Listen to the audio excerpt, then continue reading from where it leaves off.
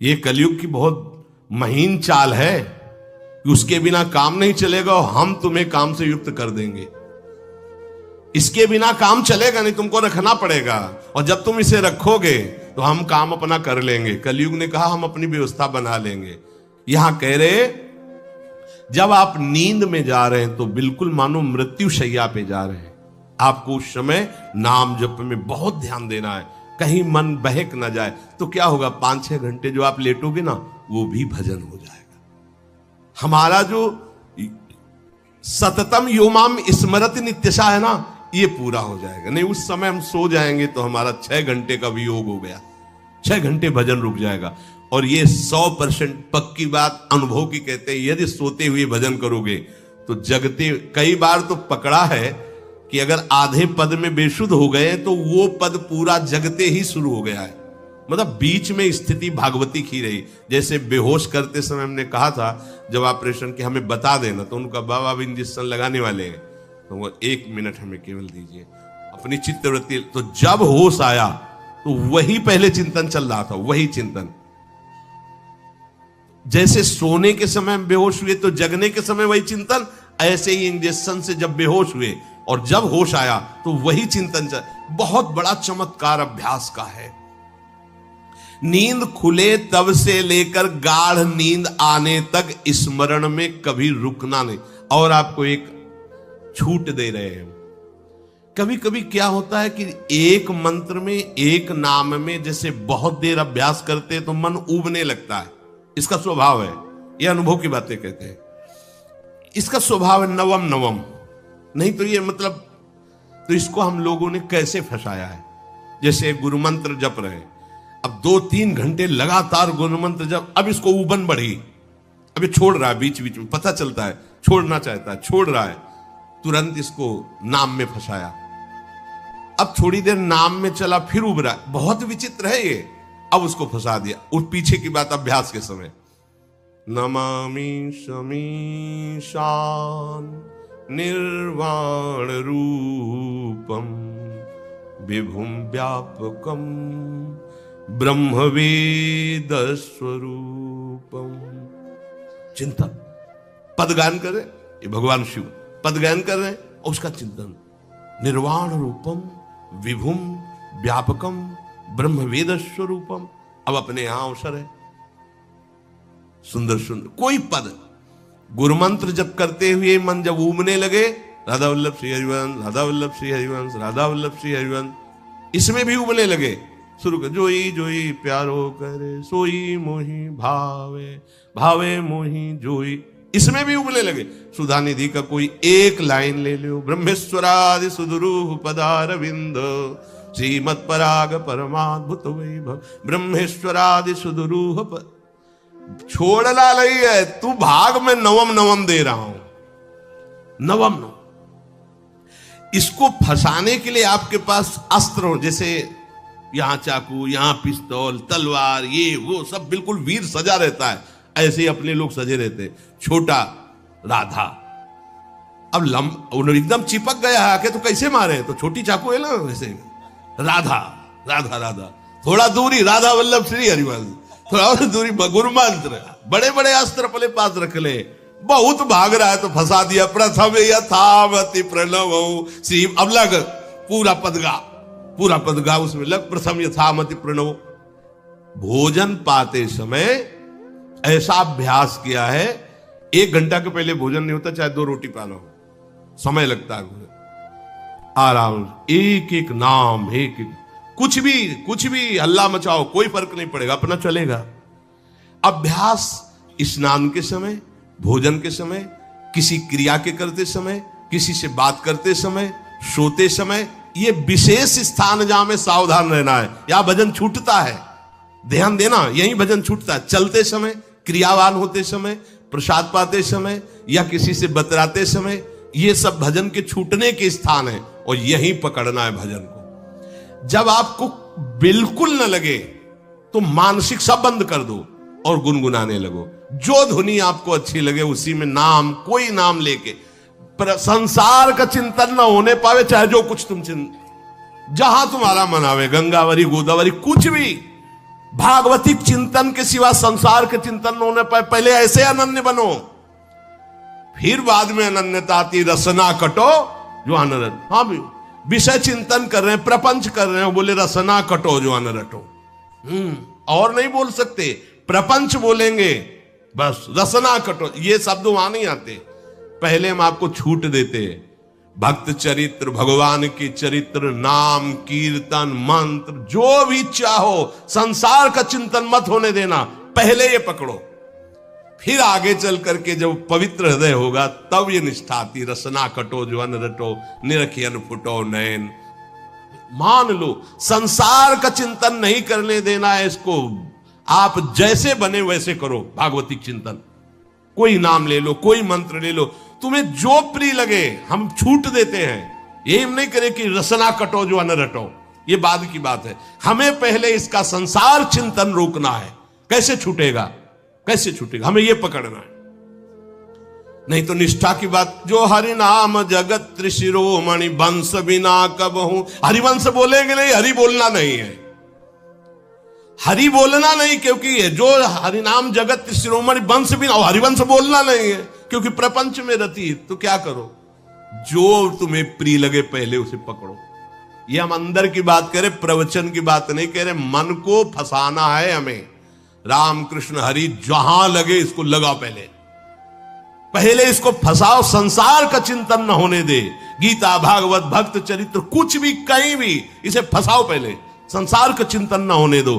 फिर लाओ इसको घुमा के निकुंज वाटिका में, फिर तो भागेगा ही नहीं, फिर नहीं भागेगा।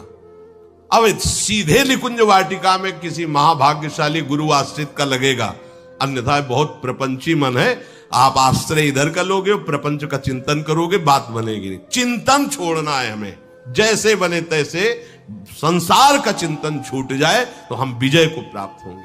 ध्यान दीजिए, इस परमात्म तत्व को वही प्राप्त कर पाता है जिसका राग बीत गया है, खत्म हो गया है, वैराग्यवान।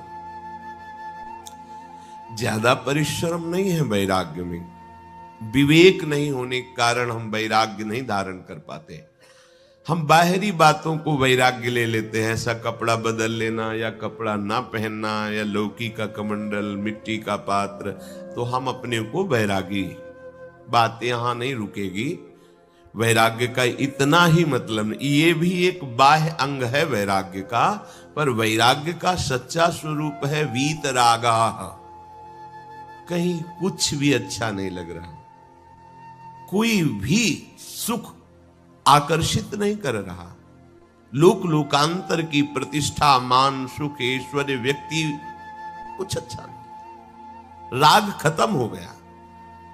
ऐसा उस अक्षर ब्रह्म को, अविनाशी तत्व को जान पाता है।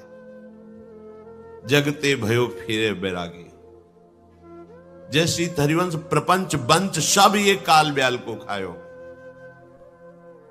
हालत यह है कि जैसे सांप ने मेढक को पकड़ रखा और मेढक सामने पतिंगा को, कीड़े को पकड़ना चाहता है। उसे यह पता नहीं कि मैं खुद किसी का कवल बन चुका हूं, वो एक झटके में मुझे अपने पेट में ले जाएगा। ऐसे ही हम सब हैं, काल के द्वारा ग्रसित है। काल ने हमें पकड़ रखा है, पर हम भोग भोगना चाहते हैं। हम नाना प्रकार की मान प्रतिष्ठा पाना चाहिए। ये पता नहीं एक झटके में हमारा अस्तित्व ही खत्म हो जाएगा। जिनके अंतःकरण में किसी भी व्यक्ति, वस्तु, स्थान, पद, प्रतिष्ठा का राग ही नहीं रह गया है, उसे कहते हैं वैराग्य वान। वीतरागाह, राग ही नहीं है।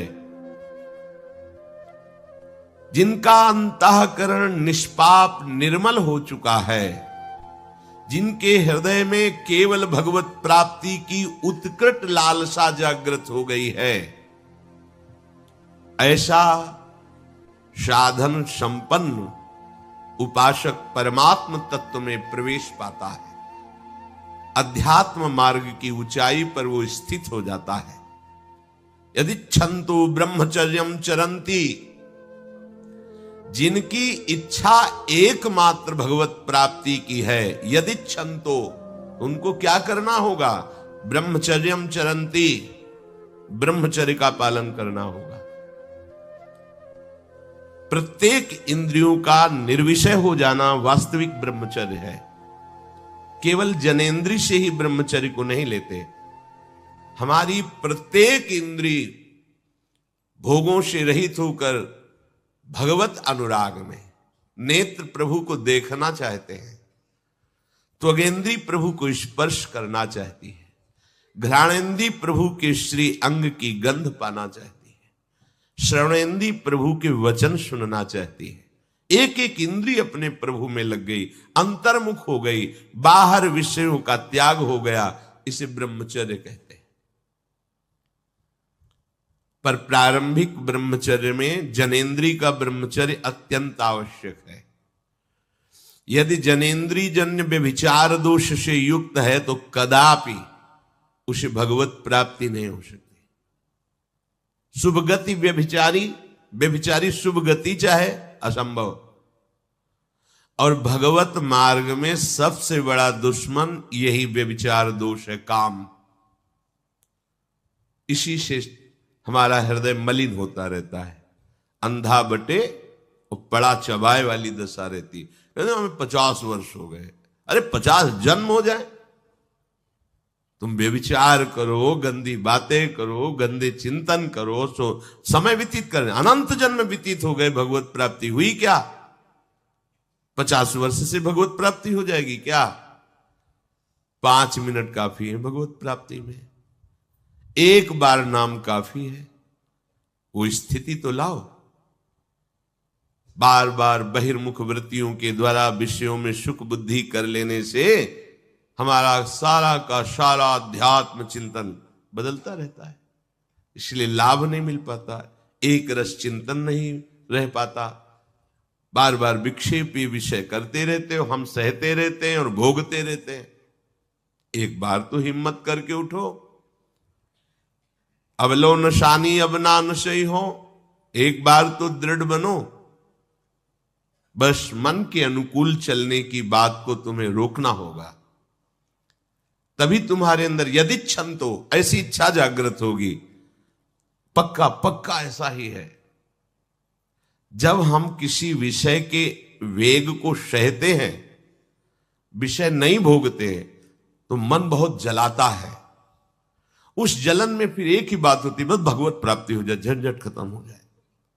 कब तक हम इसमें चलेंगे? एक बार भगवत, वो जलन हमको भगवत प्राप्ति की इच्छा प्रकट करती है। अपने लोग क्या करते हैं? जलन को मिटाने की कोशिश करने लगते हैं। तो भगवत प्राप्ति की इच्छा क्या? भोग प्राप्ति की तृष्णा जागृत हो जाती है। भोगे हुए भोगों को बार बार भोगने की इच्छा का नाम तृष्णा है।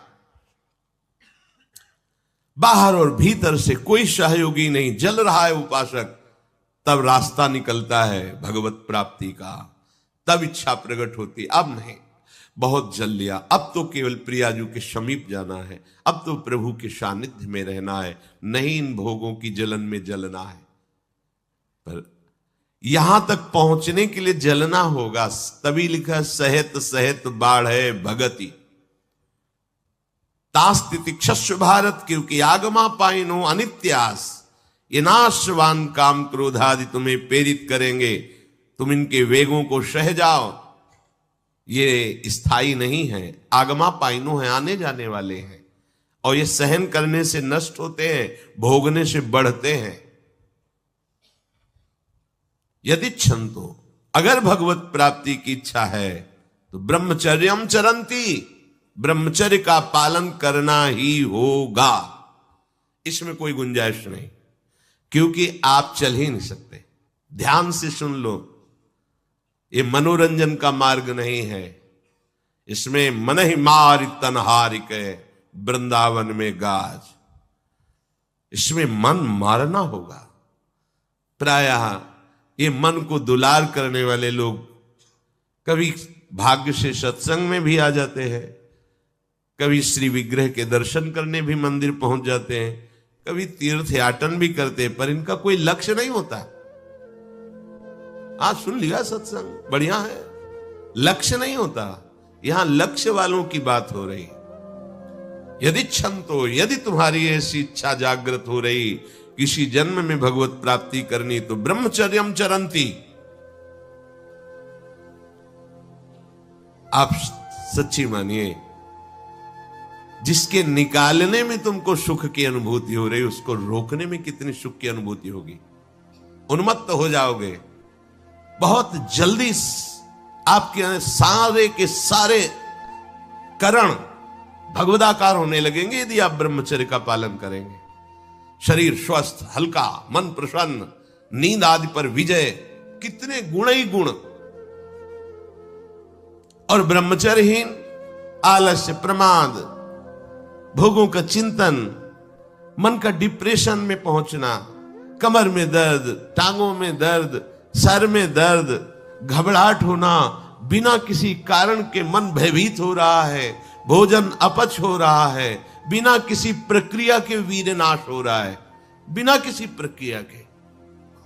काहे को मृत्यु स्वयं स्वीकार कर रहे हो, ये मृत्यु है। चाहे भगवान दत्तात्रेय जी बोल रहे हैं या भगवान कपिल देव जी बोल रहे हो, जब उपासक को संबोधन करते हैं भगवत प्राप्ति के लिए तो कहते हैं कि इस भोग वृत्ति को साक्षात मृत्यु रूप देखो, ये मृत्यु है तुम्हारी। जब शरीर राग त्यागना है तो तुम शरीर से भोग भोगोगे तो आसक्ति शरीर की पुष्ट होगी, आसक्ति भोग सुख की पुष्ट होगी, है नहीं। कितने दिन शरीर रहेगा, कितने दिन भोग रहेंगे। विचारवान बनो, ब्रह्मचर्यम चरंती, ब्रह्मचर्य का पालन करो। उपासक जो ब्रह्मचारी होता है उसका खिला हुआ चेहरा रहता है, जैसे कमल खिला हुआ, बिना किसी कारण के उसकी मुख मुद्रा में प्रसन्नता होती है। जो ब्रह्मचर्यहीन होता है बुझा हुआ चेहरा होता है, तेजहीन, बिना किसी कारण के वो शोकग्रस्त लगता है। बैठा है, आपको लग रहा है शांत है, लेकिन आप चेहरे को देखो, वो एक शोकग्रस्त है, कुम्हलाया हुआ चेहरा, अशांत चेहरा।